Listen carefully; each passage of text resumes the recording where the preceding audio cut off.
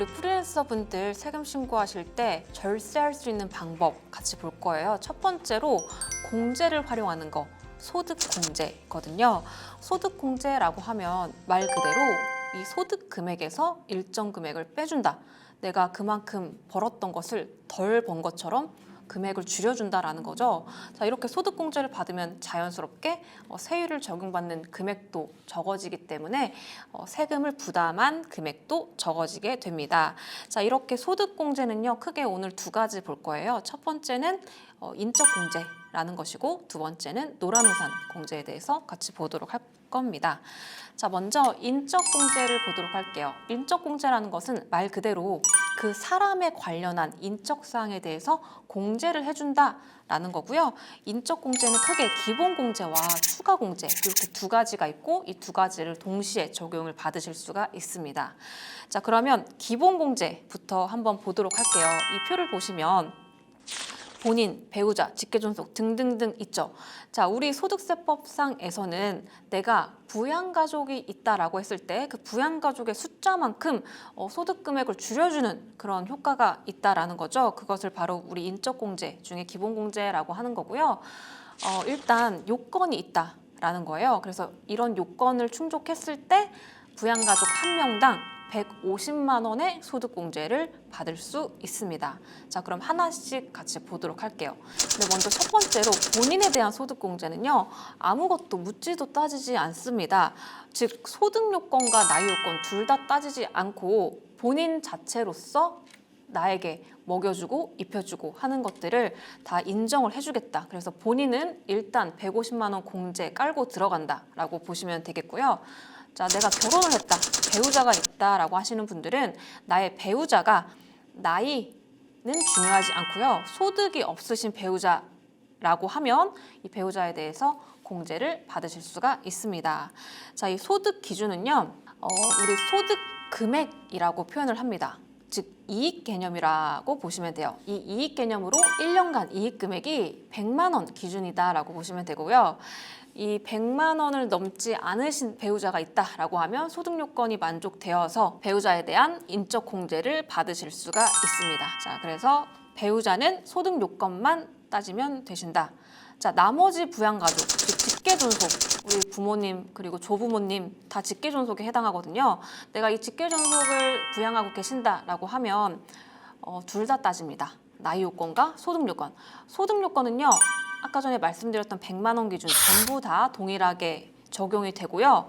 나이 요건은 우리 직계존속 같은 경우에는 만 나이로 60세 이상이어야 적용을 받으실 수가 있어요. 즉 60세 이상이면서 100만 원을 넘지 않는 소득이 있으신 우리 직계존속에 대해서 한 명당 150만 원 공제를 받으실 수가 있겠습니다. 직계비속, 즉 내가 자녀가 있다 또는 손자녀가 있다라고 하시는 분들은 나이 요건, 소득 요건 둘 다 보셔야 되는데요. 소득 요건은 똑같이 100만 원, 그리고 나이 요건은 만 나이로 20세 이하여야 됩니다. 그래서 이 두 가지 요건 모두 충족했다라고 했을 때 직계비속에 대해서도 마찬가지로 적용받을 수가 있고요. 자, 내가 형제 자매를 부양하고 있다라고 하는 경우도 있을 수가 있겠죠. 형제 자매도 내가 부양했을 때 기본공제 받을 수 있지만 다만 나이 요건이 있다라는 거죠. 20세 이하이거나 또는 60세 이상인 경우, 즉 나의 형제 자매가 아예 나이가 어리거나 또는 아예 나이가 많거나 이렇게 둘 중에 하나는 하셔야 된다라는 거고요. 이 나이 요건에 플러스로 당연히 소득 요건도 적용이 됩니다. 자, 그리고 나머지는 여러분들 뭐 기초생활법에 의한 수급자, 위탁아동 이런 것들은 따로 요건을 한번 보시고 적용을 해주시면 될 것 같습니다. 그래서 이 인적공제는 한 명당 150만 원이니까 내가 체크하셔가지고 최대한 적용받을 수 있는 것들 체크를 해주셔야 되겠고요.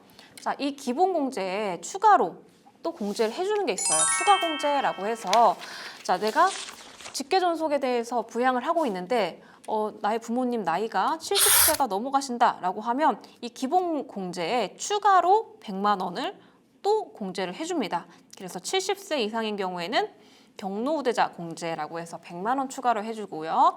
그리고 내 부양가족 중에 또는 내 자신이 장애인에 해당한다라고 하면 굉장히 금액을 큰 공제를 적용해줍니다. 한 명당 200만 원이에요. 자, 여기서 여러분들 이 장애인 공제를 적용받기 위해서 반드시 내가 장애인 등록을 한 그 장애인일 필요는 없다라는 거예요. 우리 세법상 장애인은요, 이 치료가 좀 필요한 이 의사의 소견서가 있으면 이 장애인으로 인정받을 수 있는 경우가 많거든요. 예를 들어서 어떤 분의 어머님께서 이 무릎 관절 수술을 하셨어요. 그래서 제대로 걷는 거에 굉장히 불편함을 느끼시는 분이 있는데 이 분이 장애인 등록이 되지 않은데도 불구하고 의사의 소견서로서 이 장애인으로서 공제를 받으시는 그런 경우가 있으니까요. 꼭 반드시 장애인 등록증 상의 장애인이 아니다라는 것도 참고해 주시면 좋을 것 같습니다. 자, 그리고 한부모 공제인 경우에 100만 원을 공제를 받을 수가 있고요. 해당 거주자가 배우자가 없는 사람으로서 기본공제 대상자인 직계 비속 또는 입양자가 있는 경우에는 한부모 공제를 받으실 수가 있습니다. 자, 그리고 부녀자 공제라고 해서 여성분들이 받을 수 있는 공제인데요. 해당 과세 기간의 종합소득 금액이 3천만 원 일단은 이하여야 되고요. 그 분이 배우자가 없는 여성으로서 부양가족이 있는 세대주이거나 또는 배우자가 있는 여성이다 라고 하면 부녀자 공제로서 50만 원을 공제받을 수가 있고, 여기서 주의하실 점은 한부모 공제와 부녀자 공제는 둘 중에 하나만 선택해서 받으실 수가 있다라는 거예요. 그래서 둘 다 해당하신다라고 하면 뭐가 유리할까요? 당연히 한부모 공제가 유리하겠죠. 자, 지금까지 봤던 게 인적 공제였습니다. 자, 추가로 보실 게 뭐냐면 노란우산 공제라고 해서 우리 프리랜서 분들은 자유롭다라는 장점은 있지만 그만큼 어디서 퇴직금을 받을 수도 없고 내가 갑자기 다치거나 일을 못하게 됐을 때 소득이 굉장히 불안정하다라는 그런 점도 있잖아요. 그래서 이런 것들을 좀 지원을 해주는 그런 제도다라고 보시면 돼요. 노란우산 공제. 자, 이거는요.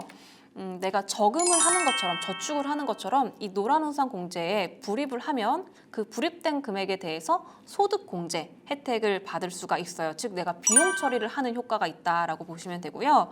내가 이 노란우산 공제에 이렇게 불입을 하고 나서 일정한 요건, 내가 다치고 나이가 들고 했을 때 이 공제 이 불입한 금액에 대해서 내가 금액을 타서 쓸 때 그때도 소득세에 대해서 혜택을 주는 굉장히 좋은 제도다라고 보시면 됩니다.